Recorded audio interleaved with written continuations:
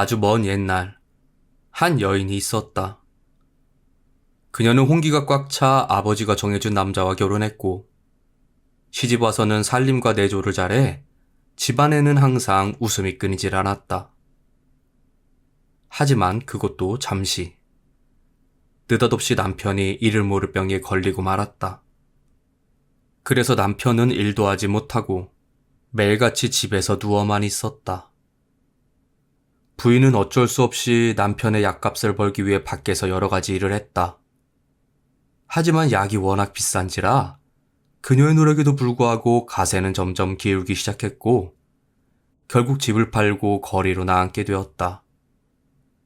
그리하여 부부는 집도 없이 여러 마을을 떠돌아다니게 되었는데 마침 한 마을의 부자가 그들에게 방을 내어주며 편히 지내다가 가라고 했다. 하지만 무턱대고 신세 지는 것이 미안했던 부인은 돈 한 푼 받지 않고 그 집에서 식모로 일했다. 물론 미안한 탓도 있었지만 남편의 병이 나을 때까지 이곳에서 얼마나 더 지내야 할지 알 수 없기 때문이기도 했다. 당시 그들이 신세지던 부잣집 영감은 아내와 자식을 모두 전염병으로 잃어 혼자 살고 있었는데 하루는 그가 식모로 일하고 있던 아내를 불러 말했다. 갑자기 이런 말하기는 그렇지만 자네 내 자식을 하나 낳아줄 수 있겠나? 남편 걱정은 하지 말고 말일세. 만약 당신이 자식을 하나 낳아준다면 당신 남편을 내쫓기는커녕 그와 형제같이 지낼 걸세. 물론 그에게 유명한 의면을 붙여 병이 낫도록 최선을 다할 테고 말이야. 아내는 말도 안 되는 소리라 여겼지만 가만 생각해보니 이 제안을 거절했다가는 집에서 쫓겨날 수도 있겠다는 생각에 남편과 상의한 다음 답해주겠다고 했다. 그럼 그러게나 남편과 상의를 해야지. 부잣집 영감을 뒤로하고 방으로 돌아온 부인은 남편과 얘기를 나누었는데 그는 부잣집 영감의 제안을 듣고 고민을 하다가 아내에게 그가 시키는 대로 하라고 했다. 자신과 그녀의 안위를 위해서는 그렇게 할 수밖에 없고 앓고 있는 병을 고칠 수 있는 유일한 방법일지도 모른다고 말하면서 남편의 말에 아내는 그날로 부잣집 영감과 동침을 하게 되었다. 그리고 얼마 안 가 씩씩한 사내 아이를 낳았다.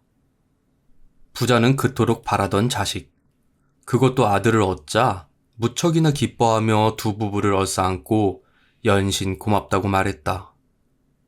그리고 앞으로 친형제처럼 서로 아끼며 살아가자고 했다.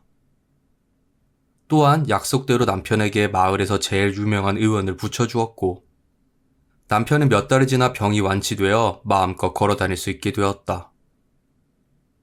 남편이 병이 다 나아 걸어다닐 수 있게 된 것을 본 부자는 자신의 집 옆에 초가집 하나를 지어주었다. 그리고 부부를 그곳에서 살게 하고 자신은 아들과 함께 원래 살던 기와집에서 살았다. 부부는 아들과 함께 살지 못해 안타까웠지만 그래도 좋은 집에서 먹고 자고 하는 게 초가집에서 사는 것보다는 나을 거라며 애써 위로했다.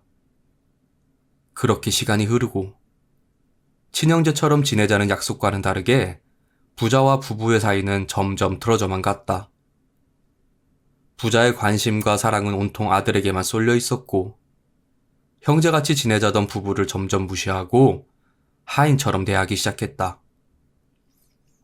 하지만 부부는 참을 수밖에 없었다. 혹여나 그의 말을 무시하거나 거역하면 하나뿐인 아들에게 조금이라도 해가 갈까봐, 잘못하면 아예 다시 만나지 못할까봐 부자가 시키는 대로 할 수밖에 없었다. 하지만 그런 상황도 얼마 가지 못했다. 갑자기 부자는 어린 처녀를 새 아내로 맞이했고 그녀와의 사이에서 아들 하나를 얻었다. 그러자 그 후부터 부자는 두 부부를 업신 여긴 것도 모자라 첫째 아이를 구박하기 시작했고 한술 더 떠 계모는 자신이 낳은 둘째만 이뻐하며 첫째를 매일같이 구박했다.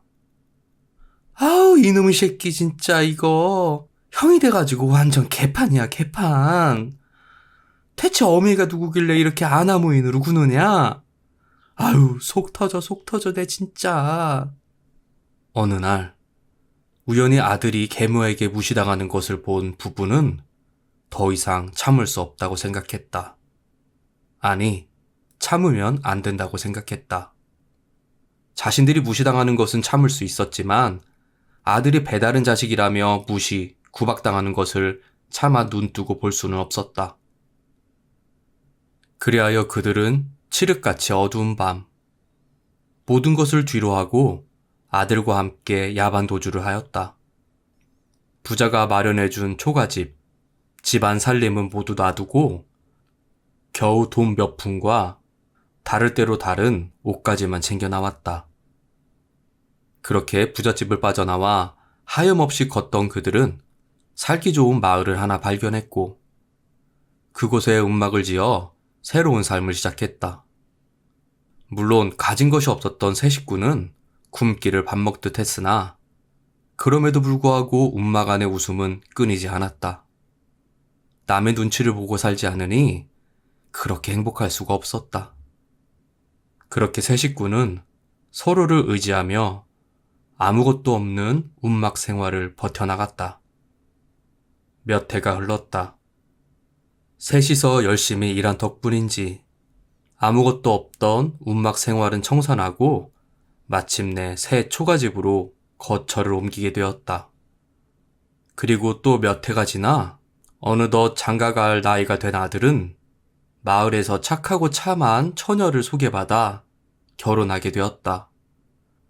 그리고 또 몇 해가 지나 며느리는 손자 손녀를 두 부부에게 안겨드렸고 어느덧 할머니 할아버지가 된 둘은 아들 내외와 함께 행복하게 살았다고 한다. 아무리 돈이 많다고 해도 남의 집에 살며 눈칫밥을 먹는 생활은 매우 불행합니다. 항상 긴장감을 갖고 무슨 일이 있지는 않을까 마음 졸이며 살아야 하기 때문이죠. 반면 가난하지만 자유로운 삶은 돈 때문에 불편할지언정 남의 눈치를 보지 않아도 됩니다. 남의 기분 또한 살필 필요가 없죠. 이 이야기에서도 마찬가지입니다.